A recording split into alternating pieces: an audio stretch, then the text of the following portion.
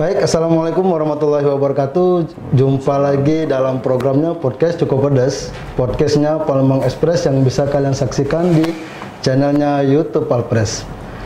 Pembahasan kali ini cukup berat, namun cukup menarik juga karena masalah-masalah yang berkaitan dengan kebutuhan biologis itu biasanya antara hukum dengan pelaku itu sendiri kadang bertentangan. Hukum mengatakan seperti apa, kemudian pelakunya tetap juga melakukan seperti itu. Nah, ada beberapa kasus yang terbaru yang saya kutip di palpres.com. Ini ada dua pasangan muda-mudi yang digerebek oleh petugas Satpol PP. Nah, pasangan muda-mudi ini sudah digerebek, kemudian oleh petugas dilepaskan. Setelah dibina, dilepaskan dan sama sekali tidak dijerat oleh hukum karena mengingat mereka sama-sama lajang.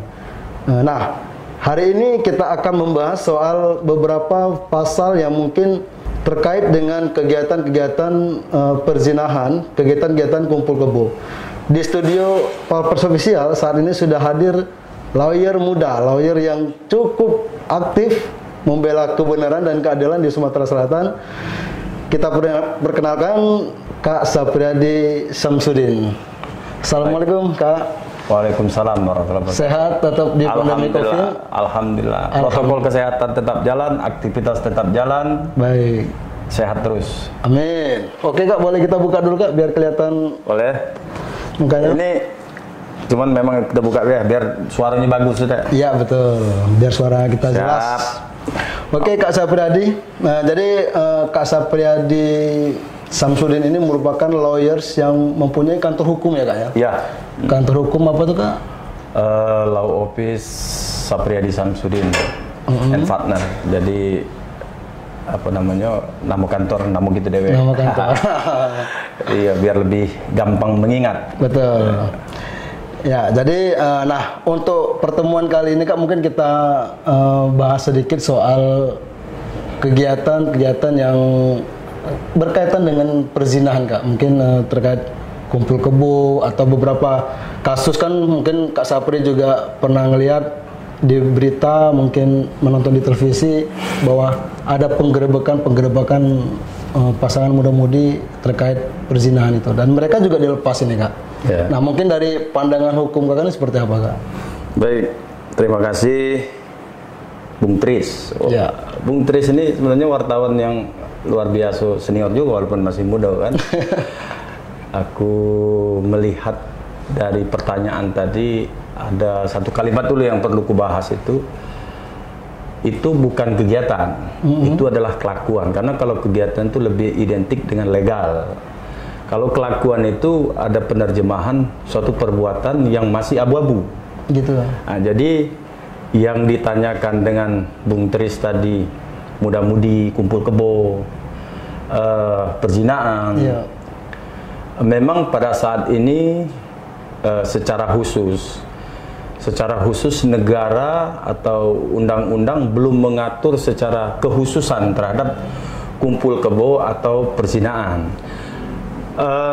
Kumpul kebo itu memang lebih identik atau ada kaitan khusus dengan perzinahan. Karena ngapain kumpul kebo kalau tidak berzina kan? Betul, ya. Dalam kelakuan kumpul kebo ini sudah bisa dipastikan ada suatu perbuatan perzinahan. Walaupun belum tentu berzina itu Kak? Iya, karena kalau kumpul kebo itu kan lebih dari 1 jam, lebih dari 2 jam berkumpul di tempat yang tidak lazim, bukan muhrim dan bukan satu hubungan nasab langsung. Arti kata, ngapain Bung Tris belamu-lamu berkumpul dalam rumah, dalam kamar, ya betul. Kalau tidak yang disampaikan tadi.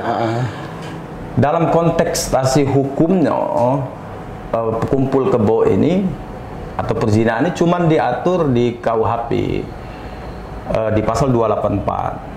Di 284 KUHP ini menjelaskan tentang perzinahan. Tetapi perzinahan ini terikat dengan perkawinan yang sahnya. Salah satu misalnya si laki-laki atau si perempuan ini memiliki suami atau istri melakukan hubungan di luar pernikahannya dengan wanita atau laki-laki lain sehingga dapat dijerat dengan pasal 284 ini. Nah, tetapi 284 ini sifatnya delik aduan. yang bisa melapor suami atau istrinya daripada orang yang melakukan perzinaan tadi. Nah, kaitan terhadap kumpul kebo, sampai hari ini negara belum hadir secara khusus. Tetapi dalam RUU, saya sempat membaca dalam rancangan undang-undang itu, diatur dalam pasal 419 RUU, sudah mengatur tentang kumpul kebo. Karena negara juga tidak mau seperti melegitimasi perzinahan atau kumpul kebo itu. Jadi negara hadir memberikan aturan main tentang kumpul kebo, tapi ancamannya cuma 6 bulan. Tetapi Bung Tris, terhadap perzinahan atau kumpul kebo ini juga harus dipisahkan secara khusus. Kalau dia dewasa, seperti yang saya sampaikan tadi, tidak ada aturan yang bisa langsung menjerat. Seperti yang kejadian yang tadi yang Bung Tris sampaikan terhadap contoh kasus. Pasangan muda-mudi di Gerbang Pol PP, ditangkap lah ya. Gerbang Pol PP, diperiksa, dibina dan dilepaskan. Kenapa dibina dan dilepaskan? Karena belum ada ruang secara konstitusi, secara hukum mengatur yang mereka lakukan tadi. Jadi paling kuat yang mengaturnya itu perda. Nah, perda ini ialah Pamong tadi yang melakukan. Dan perda ini juga tidak boleh bertentangan terhadap undang-undang yang lebih tinggi di atas dia. Arti kata mungkin hanya pembinaan, dibimbing. Nah, ini artinya mungkin aku potong dulu, artinya misalnya tadi kan kakak bilang ada delik aduan ya, harus ada pengaduan dari orang yang bersangkutan. Betul. Atau keluarganya. Betul. Nah, beberapa kasus di masyarakat pernah juga masyarakatnya nih yang mengadu, yang menggerebek, yang melakukan apa sweeping lah, pada pasangan itu. Nah, itu pandangan hukumnya seperti apa? Jadi begini, negara kita punya undang-undang namanya Undang-Undang Dasar 1945. Dalam pasal 1 ayat 3-nya sangat jelas bahwa negara kita adalah negara hukum. Berarti alat negara atau penegak hukum di negara kita hanya berpatokan tentang hukum positif atau undang-undang yang dibuat oleh negara. Dia tidak tunduk atau akan mengakomodir secara khusus tentang adat istiadat, tentang agama ya secara khusus. Karena kalau kita melihat dalam konteks Islam, perzinahan ini bukan dipenjara tapi dibunuh. Hukuman zina itu dalam Islam itu dirajam.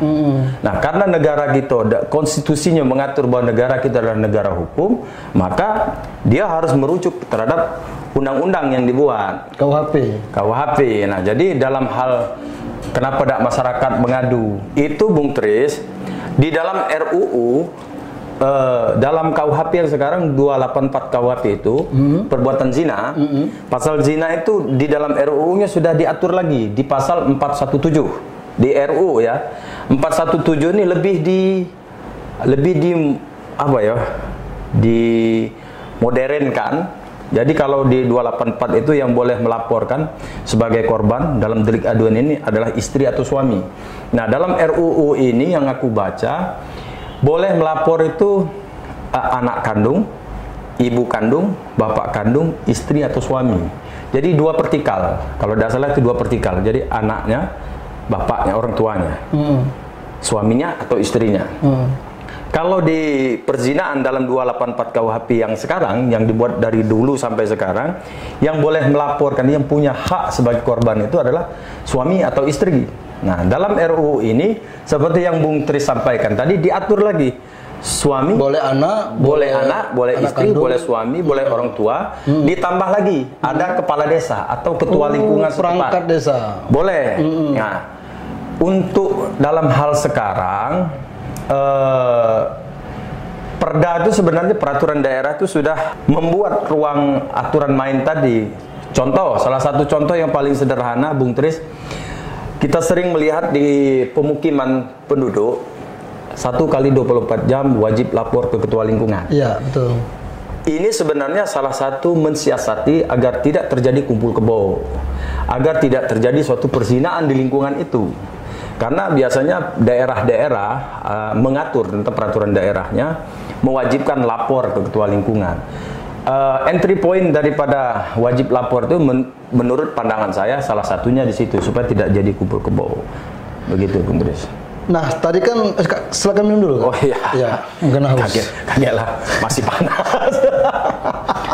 Nah, tadi kan sekarang kan masih dalam pembahasan RUU.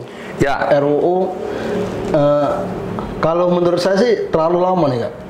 Dari kita warisan undang-undang warisan Belanda, kolonial Belanda, dan sekarang masih dalam tahap rancangan undang-undang.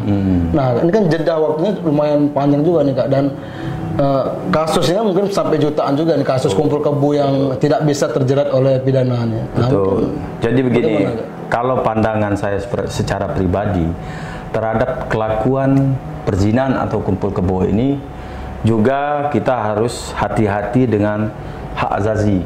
Oh gitu. Karena yang sudah dewasa, dia boleh memilih namanya hak untuk memilih agama, hak untuk memilih pasangan. Karena itu hak azazi. Namun negara juga tidak ingin seperti melegitimasi perzinahan atau kumpul kebo ini. Negara sudah membuat RUU itu. Nah, jadi yang perlu kita edukasi dari kumpul kebo atau perzinahan ini, pertama itu masalah kumpul kebo ini kan larinya pasti ke kawin siri. Iya. Nah, nikah siri ini tren dalam masyarakat.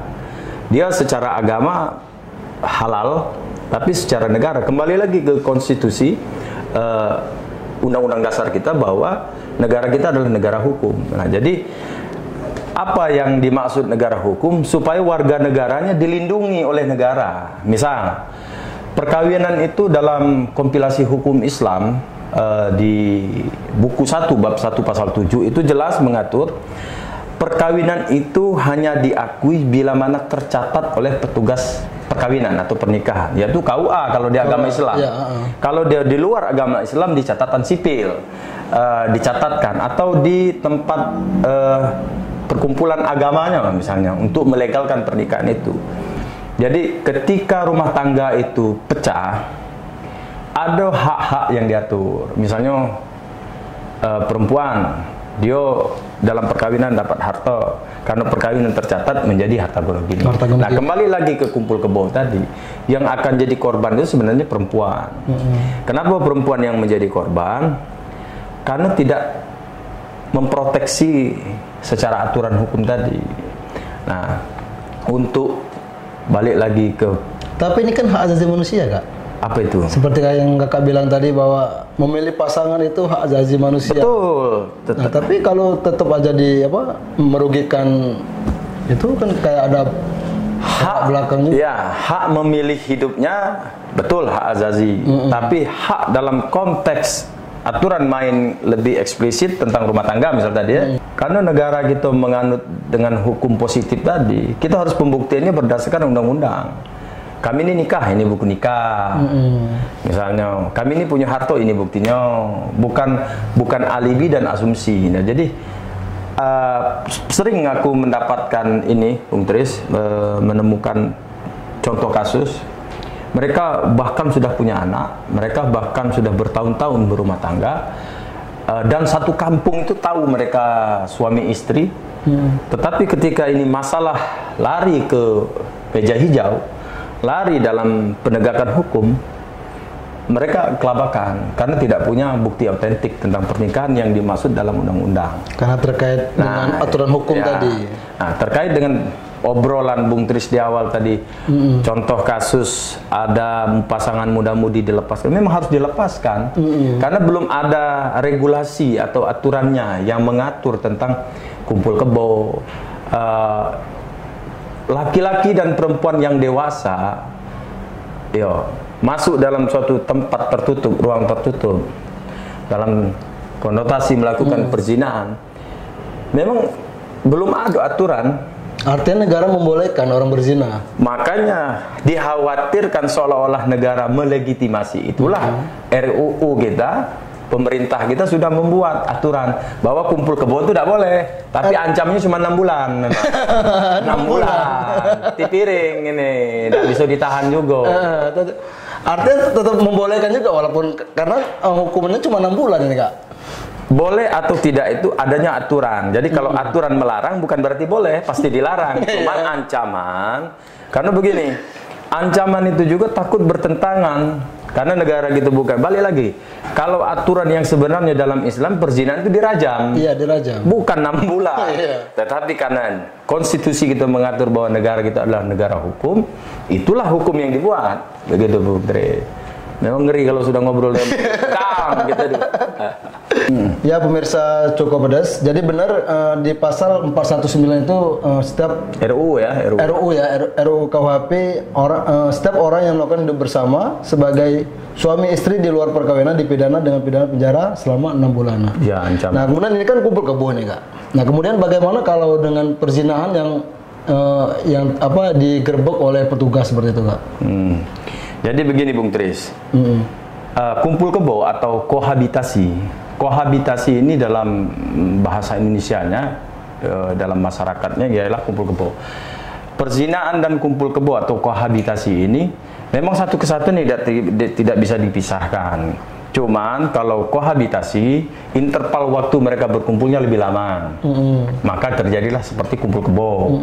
Kalau perzinahan ini mungkin mereka check-in di penginapan atau di hotel-hotel dengan interval waktu yang singkat. Nah, kaitan dengan perzinahan tadi, Bung Tris, kalau dia di bawah umur, negara sudah mengatur tentang perlindungan terhadap anak. Kalau anak di bawah umur tidak ada pembenaran terhadap perzinahan ini, tidak ada istilah suka tambah suka, tidak ada istilah mereka karena pacaran. Karena begini, negara melindungi anak. Berarti orang yang melakukan perzinahan dengan anak di bawah umur, wassalam, pasti dibuang dan ancamannya berat. Berapa? Berat. Kalau dia ada ancaman minimal. Kalau undang-undang anak itu ada ancaman minimal. Kalau undang-undang KUHP itu ancaman maksimal. Tapi kalau undang-undang khusus anak ada ancaman minimal. Minimal 3 tahun, minimal 5 tahun. Oh gitu. Ya. Nah, jadi terhadap kenapa sudah ditangkap oleh Satuan Polisi Pamong Praja terus tiba-tiba dilepas? Karena memang belum ada regulasi terhadap orang dewasa yang melakukan perzinahan. Nah, tetapi dalam konteks adat istiadat, peraturan daerah, agama, tidak ada pembenaran terhadap perzinahan ini. Rajam tadi. Rajam kalau dari sisi agama. Namun konstitusi kita jelas dalam pasal 1 ayat 3, negara kita adalah negara hukum. Apalagi kalau dalam pasal 27 Undang-Undang Dasar 1945 kita wajib menjunjung hukum. Berarti kita hanya tunduk bernegara dengan aturan. Nah, karena ruang aturan hukum positifnya belum tertuang, otomatis polisi Pamong Praja atau pemerintah daerah melepas. Bagaimana membuat efek jera terhadap perzinahan atau kumpul kebo ini? Biasanya pemerintah memanggil orang tua, memanggil keluarga. Karena pemerintah tidak bisa mewakili suami atau istri yang melakukan perzinahan itu untuk melakukan delik aduan itu. Sehingga kalau misalnya dia beristri, Bung Tris, atau bersuami, suami atau istrinya yang melaporkan ke polisi. Tapi dalam pasal 284 KUHP itu ancamannya pun tidak lama. 284 KUHP itu 9 bulan. Cuma 9 bulan? Nah, di dalam RUU yang sekarang itu diatur dalam pasal 417. Nah, 417 ini juga ancaman maksimal cuma 1 tahun. Agak mengot-mengot dikit lah. Jauhnya. Nah, kenapa? Tapi lebih modern dalam RUU ini ada Bung Tris. Kalau 284 itu yang wajib melapor itu, yang bisa melapor itu suami atau istri, di 417 RUU ini lebih melebar. Anaknya, bapaknya, ibunya, suaminya. Termasuk pemerintah kades atau ketua lingkungan bisa melaporkan perbuatan itu. Tapi ancamannya juga tidak lama. Cuman kalau 417 itu 1 tahun, kalau 419 KUHP dalam RUU itu 6 bulan.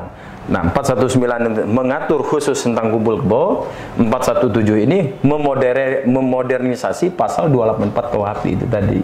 Nah, jadi konteks kumpul kebo dan perzinahan ini tadi, kembali lagi, negara kita negara hukum. Nah, kalau aku secara praktisi, orang praktisi atau orang sebagai pengacara, sudah mengapresiasi negara yang sudah membuat rancangan undang-undang terhadap kumpul kebo. Karena negara jangan sampai kesannya melegitimasi, melegalkan namanya perzinahan, ya. kumpul kebo. Tetapi kita hati-hatinya itu juga bagian daripada hak asasi. Iya betul. Menikah atau tidak itu kan bagian daripada pilihan. Itu. Nah ini terus nambah bini belum? Nah ini ada yang menarik ini Kak. Apa tuh? Salah satu isi dari RUU KUHP. Ini saya kutip dari salah satu website online. Nah jadi di pasal 418 itu laki-laki yang bersetubuh dengan seorang perempuan yang bukan istrinya dengan persetujuan perempuan tersebut karena janji akan dikawini. Nah, PHP, Pak. Jadi karena janji akan dikawini, kemudian mengingkari janji tersebut dipidana 4 tahun. Iya. Nah itu apa nih maknanya nih Kak? Sampai ke perasaan PHP gitu di apa pemerintah mengatur. Jadi itulah negara hadir karena banyak korban cinta. Mungkin itu kalau pemahaman saya begini Bung Tris, mungkin akan lebih gampang membuktikan misalnya sudah lamaran, sudah seserahan, kan masih galak di tren Palembang ini kan sebambangan. Kalau istilah kita wong Sumsel zaman dulu ada namanya sebambangan. Lah sudah seserahan, lamaran, mas sebambangan dengan pasangan lain. Nah, mungkin pasal ini lebih cocok menjadi. Tapi kalau itu kan jarang nggak. Nah, ketika sudah ada acara rencana mengundang orang banyak itu kan untuk membatalkan acara itu kan jarang. Nah, ini kan lebih ke ini. Nah, sekarang balik lagi kalau kita konteksnya hukum, pembuktian hukum itu adalah sesuai dengan aturan hukum. Bagaimana membuktikan janji-janji itu kalau misalnya itu obrolan kosong, tenang bedek, kawin bedek, aja udah, kita kawin deh, katanya kakak ini. Karena dan itu bukan jadi pembuktian kan? Karena begini, kalau konteks hukum pidana itu hukum acara pidana tetap minimal 2 alat bukti. Nah kalau hawo itu bukan 2 alat bukti. Dia korban, dia saksinya, dia puluh ini tidak bisa Bung Tris. Jadi mungkin pemahaman dalam 418 itu karena banyak terjadi pinang meminang tunangan batal. Nah ini kan ada kerugian material dan imaterial. Kalau masih pacaran itu Bung Tris sulit. Kalau pemahaman aku, cak mana polisi nak membuktikan PHP itu? Oke, betul. Bila, karena pacaran itu tanpa PHP tidak asik juga mungkin. Iya, karena bunga-bunga. Bunga-bunga. Iya kan? Iya. Benar kan? Betul. Karena manusia itu senangnya dipuji. Iya. Nah kalau misalnya nih kita obrolan kosong ya, Dek, kau ini cantik, kakak galak. Pasti jawab, kakak ini gilo. Nembak langsung ya, iya, pasti ada PHP-nya dulu. Ada PHP-nya dulu, iya. Cak Bung Tris. Atau pantun memantun. Nah, mungkin konteks daripada pasal 418 itu memang khusus tentang yang tadi. Yang lebih gampang membuktikan ya. Karena kalau sudah ada duit kerugian imaterial dan material tadi lebih gampang. Tapi kalau sudah melakukan persetubuhan itu sudah bisa dijadikan alat bukti itu, Pak. Jadi begini, kalau untuk persetubuhan atau perzinahan itu pembuktiannya kan khusus. Kadang-kadang wong nih, siapa saksinya? Betul. Kalau perzinahan itu ada saksinya, Bung Tris, itu bukan perzinahan, buat film namanya. Benar kan? Betul, ya.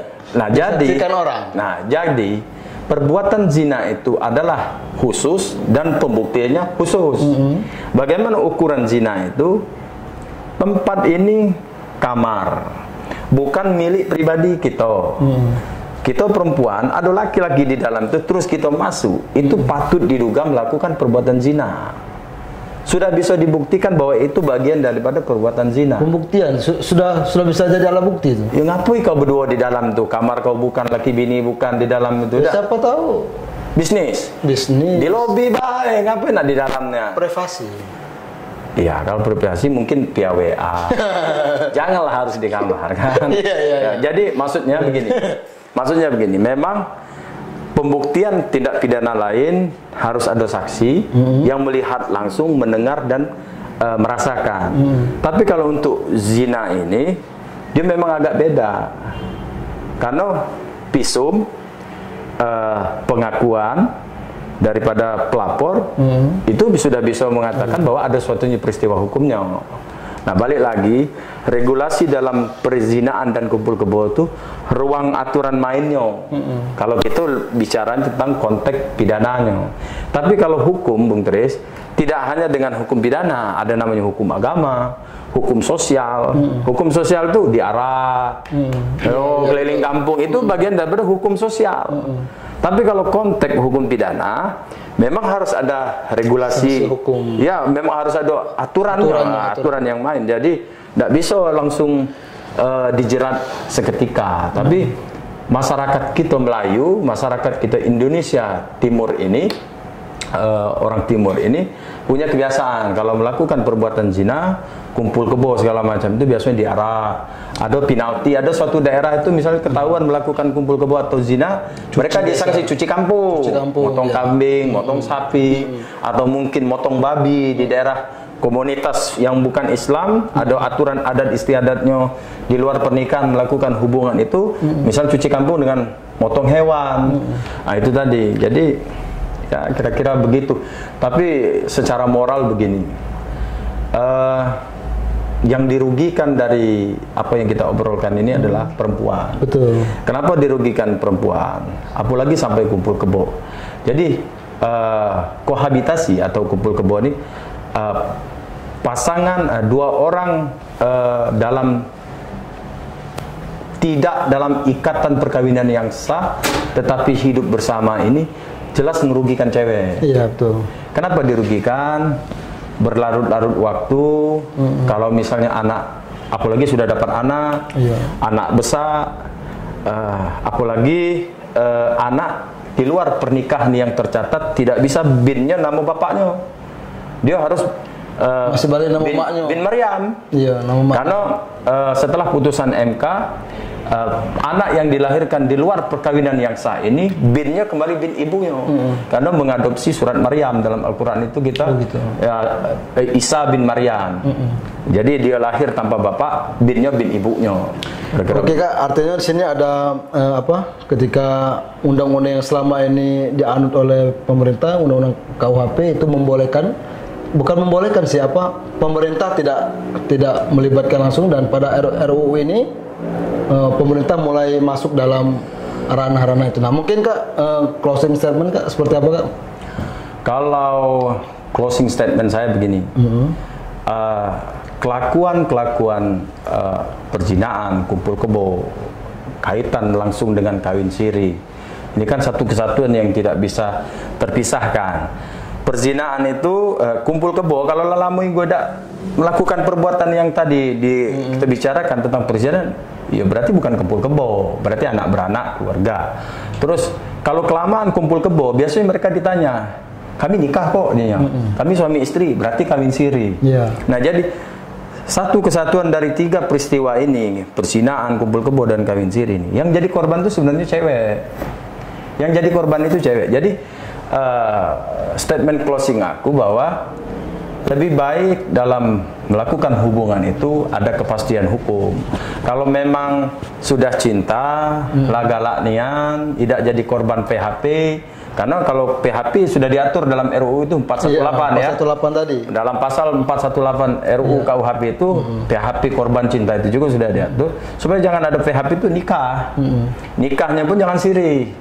Karena kita ini Bung Tris, kebiasaannya panjat pinang. Apa itu Kak? Dipanjat dulu baru pinang. Nah, lebih baik pinang dulu baru dipanjat. Betul. Ngerti tidak maksudnya? Iya, tahu. Kenapa saya bilang jangan panjat dulu baru pinang? Karena yang jadi korban itu cewek. Nah, pesan saya, cewek-cewek lebih memperkuat, memprotek diri dia, jangan terbuai dengan PHP, jangan terbuai dengan janji manis pahit asam busuk. Karena ngapo? Yang rugi itu kamu. Kalau lanang itu Bung Tris, ladas-ladas baik. Iya. Ladas baik dia. Pokoknya makin klimis, makin belaga. Nah, cuman yang lebih saya fokuskan dari sini, jangan sampai setelah kumpul kebo kawin siri nih anak pun jadi korban. Anak pun jadi korban. Ya, jangan sampai anak jadi korban itu maksud begini. madai anak kita dewek di sekolahan binyo bin ma. Yo, karena begini, memaksa suatu aturan yang tidak diatur, akhirnya kaget memanipulasi data. Iya, betul. Buat data palsu, buku nikah palsu, nunggu lagi aturan lain yang menjerat dia kan. Kalau nak sepolosan seloncongan bin Maryam. Ya dah, Agus bin Maryam. Tapi anak itu yang pasti malu. Anak itu tadi jangan sampai anak jadi korban. Iya, betul. Ya, jadi kalau kata pesan Bang Napi itu waspadalah. Waspada, oke. Jangan sampai kalian kaum wanita jadi korban, dan mudah-mudahan apa yang saya sampaikan ini bermanfaat, Bung Tris. Oke, jadi yang mungkin kita berharapnya RUU KUHP ini ya bisa secepatnya disahkan ini Kak ya. Biar ada regulasi khusus yang memang mengatur terkait perzinahan dan kumpul kebo ini. Oke, demikianlah pemirsa podcast Cukup Pedas. Pembahasan kita kali ini, sampai jumpa di lain kesempatan. Wassalamualaikum warahmatullahi wabarakatuh. Waalaikumsalam. Ngopi dulu Kak. Habis. Cos. Ya.